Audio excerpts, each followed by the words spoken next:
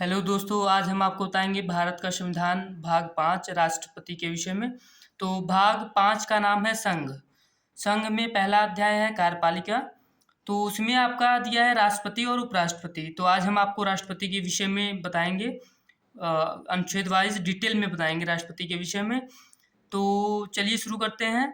बाकी आपका भाग 3, भाग 4, भाग 2, भाग 1 हम लिंक डिस्क्रिप्शन में दिए हैं, आप लोग वीडियो देख लीजिएगा। आपका मौलिक अधिकार, मौलिक कर्तव्य, नागरिकता, राज्य क्षेत्र तो दिए हैं, हम वीडियो बनाए हैं, आप लोग देख लीजिएगा। अगर वीडियो पसंद आए तो लाइक कीजिए, सब्सक्राइब कीजिए, शेयर कीजिए। तो लास्ट तक वीडियो देखेंगे तभी आपको राष्ट्रपति के विषय में डिटेल में पता चलेगा कि राष्ट्रपति की निर्वाचन कैसे होती है, राष्ट्रपति कार्यकाल कितना होता है, राष्ट्रपति की शक्तियाँ क्या हैं। तो चलिए शुरू करते हैं। अनुच्छेद 52 भारत का राष्ट्रपति। अनुच्छेद 52 कहता है कि भारत संघ जो है उसका एक राष्ट्रपति होगा।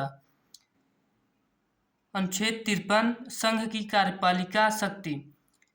अनुच्छेद 53 आपका कहता है कि जो संघ है, भारत संघ है, उसकी जो कार्यपालिका है उसकी शक्ति जो है राष्ट्रपति में होगी, राष्ट्रपति में निहित होगी, अर्थात उसका शक्ति राष्ट्रपति द्वारा चलाया जाएगा। पहला क्लास आपका कहता है संघ की कार्यपालिका शक्ति राष्ट्रपति में निहित होगी। तो दूसरा कहता है राष्ट्रसंघ के रक्षा बलों का सर्वोच्च समादेश राष्ट्रपति में निहित होगा। अर्थात जो भारत राज्य संघ है तो उसके जो सैनिक हैं, थल सेना, वायुसेना, जल सेना, तो इसका सर्वोच्च समादेश मतलब जो सर्वोच्च पदाधिकारी, सर्वोच्च कमांडर होता है, तो जिसके आदेश पे चलते हैं वो सब, तो वो राष्ट्रपति होगा। अनुच्छेद 54 राष्ट्रपति का निर्वाचन। तो अनुच्छेद 54 आपका कहता है कि राष्ट्रपति का कैसे निर्वाचन होगा। राष्ट्रपति का निर्वाचन ऐसे निर्वाचक गण के सदस्य करेंगे जिसमें पहला क्लास है क 54 क्या कहता है कि संसद के दोनों सदनों के निर्वाचित सदस्य, ख राज्यों के विधानसभाओं के निर्वाचित सदस्य। अर्थात जो राष्ट्रपति का निर्वाचन होगा वो संसद के दोनों सदनों के जो सदस्य होंगे उनके द्वारा, और फिर राज्यों की जो विधानसभा है उसके निर्वाचित सदस्य जो हैं उनके द्वारा राष्ट्रपति का निर्वाचन होगा, अर्थात वही लोग राष्ट्रपति को वोट देंगे। अनुच्छेद 55 राष्ट्रपति के निर्वाचन की रीति। अर्थात अनुच्छेद 55 कहता है कि राष्ट्रपति के निर्वाचन के लिए कैसी रीति होगी, मतलब कैसा नियम होगा। तो राष्ट्रपति के निर्वाचन के लिए पहला अनुच्छेद 55 पहला कहता है कि विभिन्न राज्यों के प्रतिनिधित्व के मापन में एकरूपता होगी। अर्थात जो विभिन्न राज्यों से जो विधानमंडल, विधानसभा के राज्य सदस्य होंगे, सब में एक रूपता मतलब समानता होगी, उनके वोटों की गिनती जो होगी एक समान होगी। 55(3) क्लास कहता है निर्वाचन में मतदान गुप्त होगा। जो राष्ट्रपति का निर्वाचन होगा वह गुप्त तरीके से होगा, गुप्त मतदान द्वारा होगा। अनुच्छेद 56 राष्ट्रपति की पदावधि। जो राष्ट्रपति की पद की अवधि होगी वो 56 एक कहता है अपने पद ग्रहण की तारीख से 5 वर्ष की अवधि तक पद धारण करेगा। अर्थात जो राष्ट्रपति होगा वह जिस दिन शपथ लेगा, जिस तारीख को शपथ ग्रहण करेगा, उस तारीख से 5 साल उसकी होगी अवधि। का राष्ट्रपति उपराष्ट्रपति को संबोधित अपने हस्ताक्षर सहित लेख द्वारा अपना पद त्याग कर सके। राष्ट्रपति जो है अगर उसे अपना पद त्याग करना होगा तो वह उपराष्ट्रपति को अपने मतलब जो शपथ में लिखेगा, हस्ताक्षर करके वह अपना जो पद त्याग करने वाला पत्र है वह उपराष्ट्रपति को देगा। ख कहता है संविधान का अतिक्रमण करने पर राष्ट्रपति का अनुच्छेद 61 में उपबंधित रीति से चलाए गए महाभियोग द्वारा पद से हटाया जा सकेगा। अर्थात अगर राष्ट्रपति कोई संविधान का उल्लंघन करता है, जो संविधान में नियम है उसका उल्लंघन करता है, तो राष्ट्रपति को अनुच्छेद 61 में जो नियम दिया गया है जिससे महाभियोग चलाया जाएगा, तो उससे भी राष्ट्रपति को हटा सकते हैं। अनुच्छेद 56 ख कहता है आपका। 56 ग कहता है राष्ट्रपति अपने पद पर तब तक रहेगा जब तक उसका उत्तराधिकार अपना पद ग्रहण नहीं कर लेता। अर्थात अनुच्छेद 56 कहता है कि जो राष्ट्रपति है वह अपने पद पर तब तक धारण करे रहेगा अपने पद को जब तक कि दूसरा जो व्यक्ति है वह निर्वाचित होकर शपथ ग्रहण कर नहीं लेता, तब तक वह राष्ट्रपति की पद पर रहेगा। अनुच्छेद 57 कहता है कि पुनर्निर्वाचन के लिए पात्रता। अनुच्छेद 57 कहता है कि जो भी व्यक्ति एक बार अगर राष्ट्रपति बन गया है वह फिर से निर्वाचित होने के लिए राष्ट्रपति पद पर योग्य है, वह फिर से निर्वाचित होने के लिए उसका अधिकार है। अनुच्छेद 58 राष्ट्रपति निर्वाचित होने के लिए अर्हताएं। अर्थात राष्ट्रपति जो चुनाव होता है उसमें आपको क्या क्या कंडीशन जो है उसको फुलफिल करना होगा। अर्थात अनुच्छेद 58 कहता है कि जो भी व्यक्ति राष्ट्रपति पद के लिए निर्वाचित होने वाला है वह पहली बात तो भारत का नागरिक होना चाहिए, और फिर दूसरी कंडीशन है कि वह 35 वर्ष की आयु पूरा कर चुका हो। तीसरा कंडीशन है कि वह लोकसभा का सदस्य निर्वाचित होने के लिए योग्य हो। वह ऐसा नहीं है कि अगर वह लोकसभा का सदस्य नहीं बन सकता तो उसे राष्ट्रपति पद के लिए निर्वाचित करने का योग्य नहीं है वह। तो अनुच्छेद 58(2) कहता है कि जो भी व्यक्ति किसी भी सरकार के अधीन कोई लाभ का पद धारण करता है राष्ट्रपति निर्वाचित होने का पात्र नहीं होगा। जो भी व्यक्ति है अगर वह किसी भी सरकारी पद पर है या किसी भी पद पर है जो सरकार द्वारा वह लाभ प्राप्त करता है तो वह राष्ट्रपति के लिए निर्वाचित होने योग्य नहीं है। अगर उसे होना है तो वह उस पद को रिक्त करे, उस पद को छोड़े, तब वह राष्ट्रपति पद के लिए निर्वाचित हो सकता है। अनुच्छेद 59 कहता है राष्ट्रपति पद के लिए शर्तें। जो भी व्यक्ति राष्ट्रपति पद के लिए निर्वाचित होगा उसके लिए शर्त है कोई भी व्यक्ति संसद या राज्य के विधानमंडल के किसी सदन का सदस्य नहीं होगा। जो व्यक्ति राष्ट्रपति पद के लिए निर्वाचित होने के लिए है वह संसद या राज्य के किसी भी सदन का सदस्य नहीं होगा।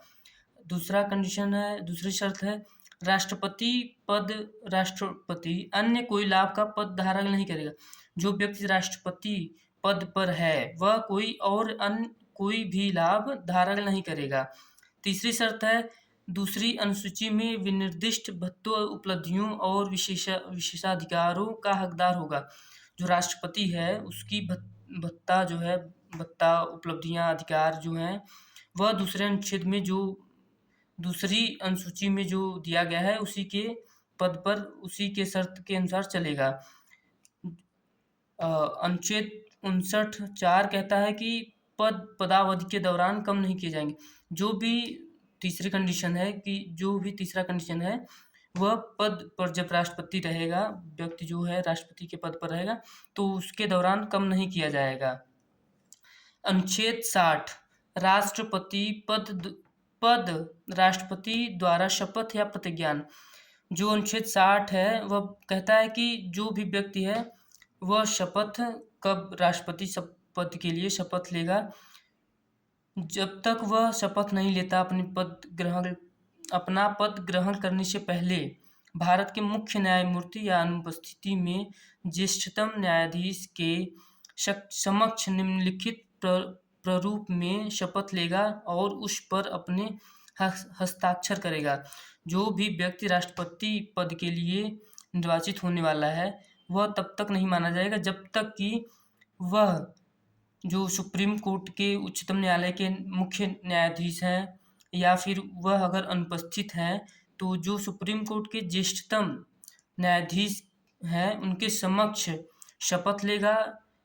शपथ में वह कहता है कि जो भी व्यक्ति है वह अपना नाम लेकर कहता है कि ईश्वर की शपथ लेता हूँ कि मैं श्रद्धापूर्वक भारत के राष्ट्रपति के पद का कार्यपालन करूँगा तथा अपनी पूरी योग्यता से संविधान और विधि का परिरक्षण, संरक्षण और प्रतिरक्षण करूँगा और मैं भारत की जनता की सेवा और कल्याण में निरत रहूँगा।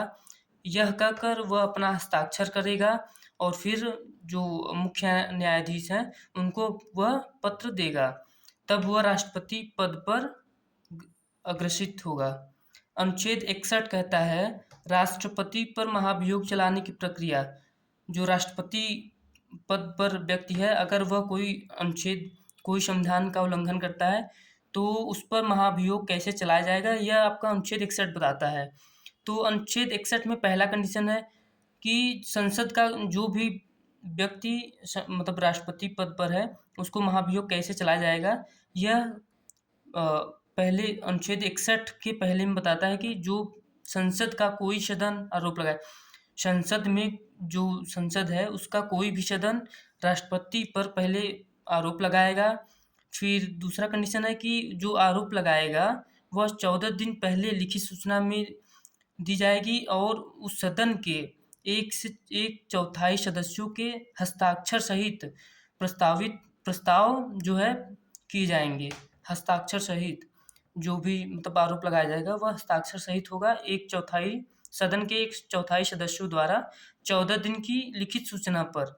और फिर कुल मतलब जो भी सदन है उसकी कुल संख्या के कम से कम 2/3 बहुमत द्वारा ऐसा संकल्प पारित नहीं किया गया हो।